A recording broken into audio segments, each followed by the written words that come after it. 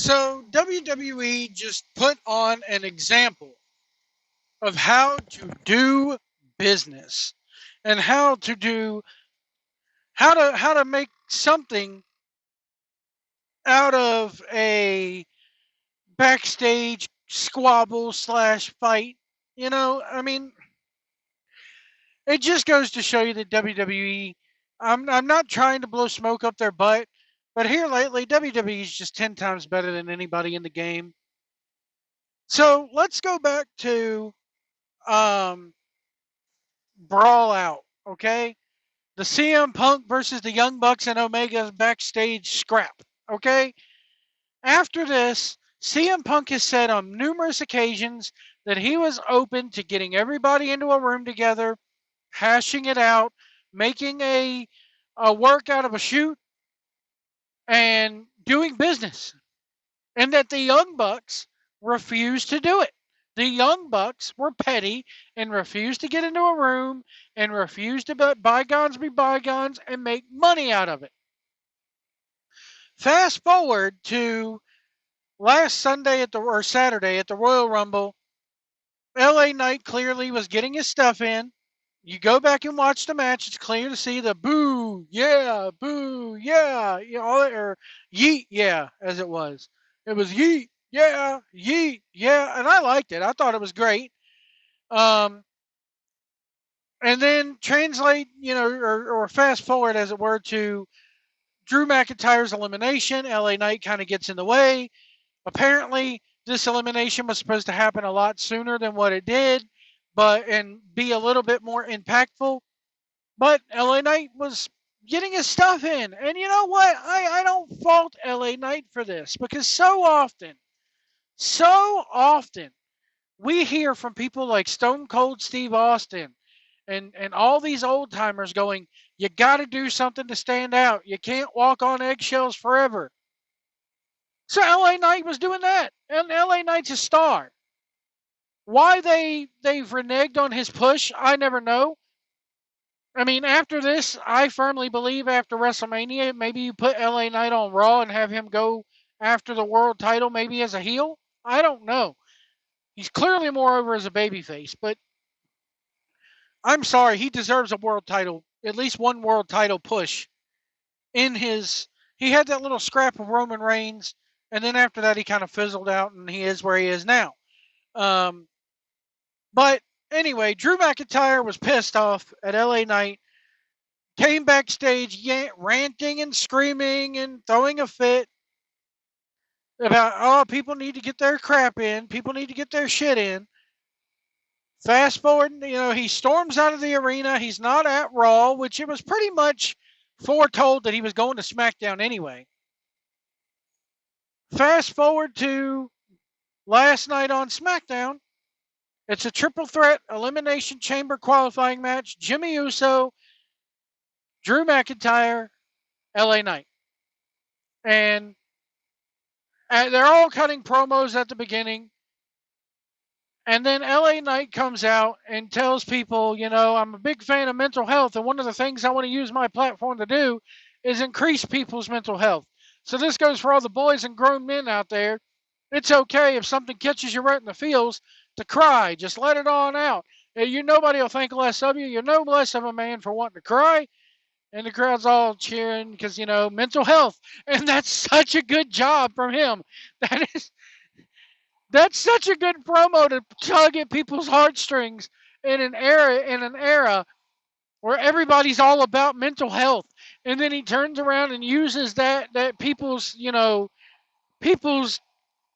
wokeness, I guess you would call it, for mental health in a promo like that. That's brilliant stuff. I mean, and then he goes, that brings us to Drew McIntyre. Because he was crying basically saying, oh, he was crying like a little bitch. And somebody out here called you Drew McIntyre. My God, this guy is awesome on the mic. I laughed my ass off. Because here's the thing.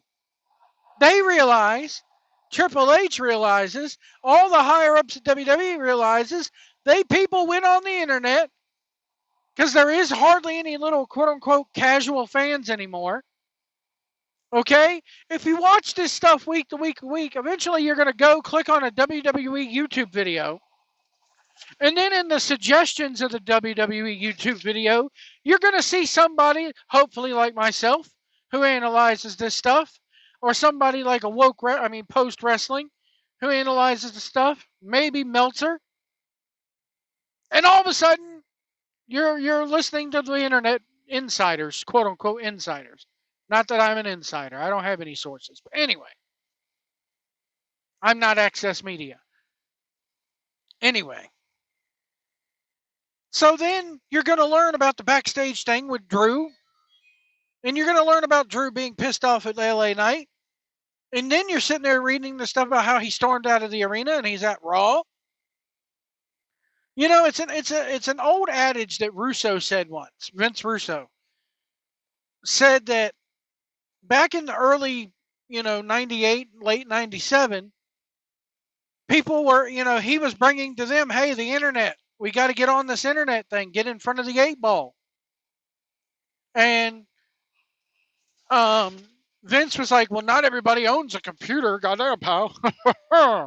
And Russo tried to explain to him, dude, yes, maybe 1 out of every 10 kids owns a computer, but that kid is going on the internet and reading Meltzer and reading Wade Keller and reading everybody else, and then is going to school and telling all his friends. That's how it happened when I was a kid. And that's kind of how it's happening now with the YouTube algorithm. It's spreading even more like wildfire. Because everybody's got a computer now. Everybody's reading online about this stuff.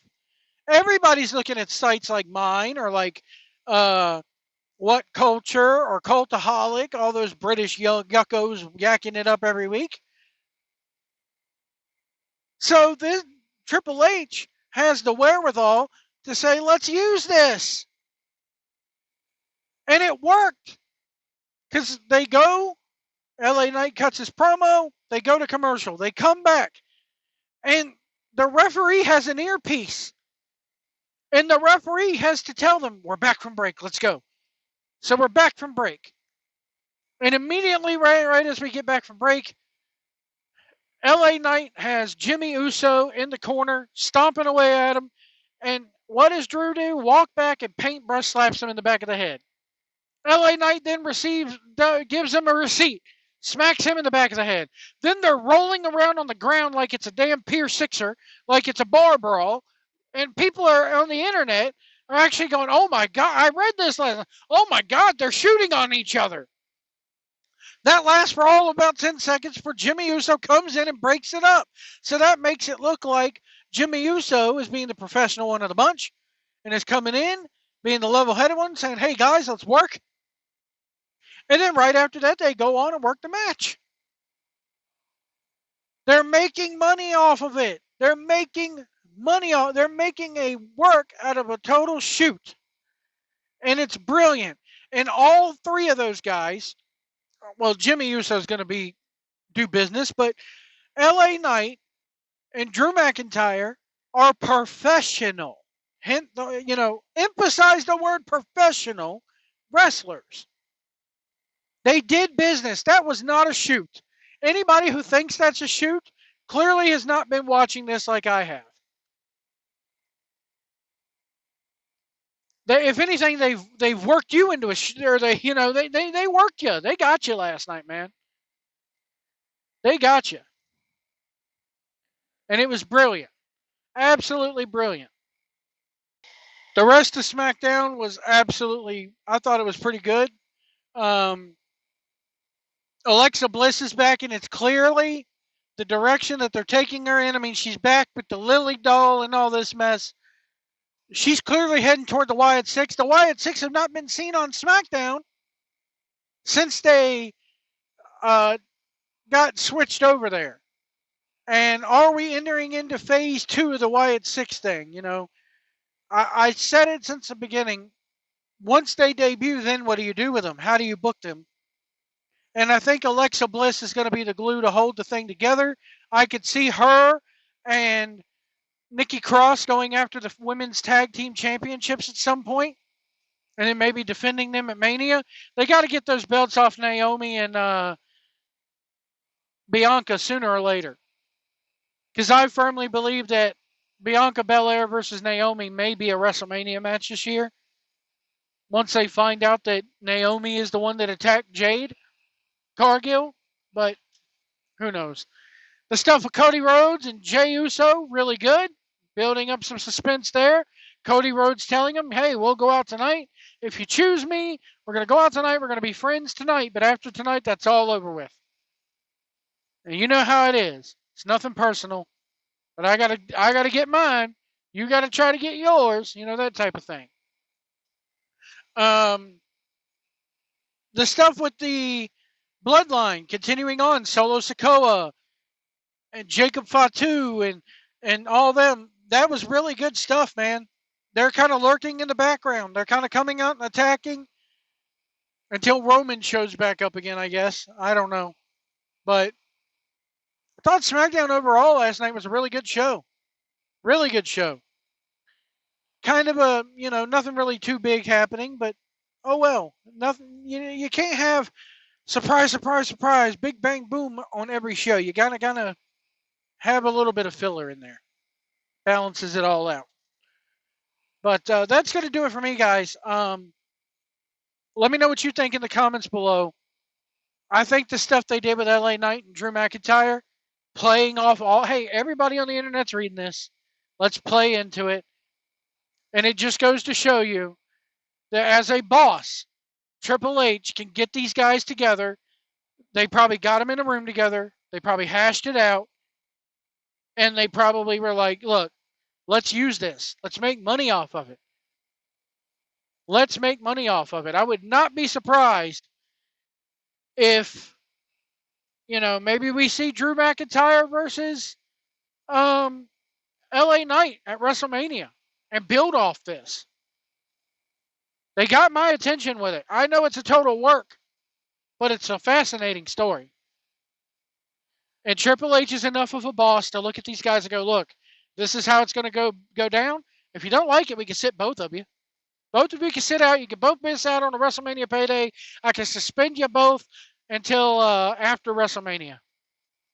Or you can go out there and be professionals and work with each other and make some money. Again, the old adage, the old Sega commercial. Sega does what Nintendo don't. H does what Tony Khan don't. Or doesn't know how to do, or doesn't have the balls to do. Anyway, let me know what you guys think in the comments below. And we'll see you down the road. I'm not home right now. Please leave a message after the beep. Beep.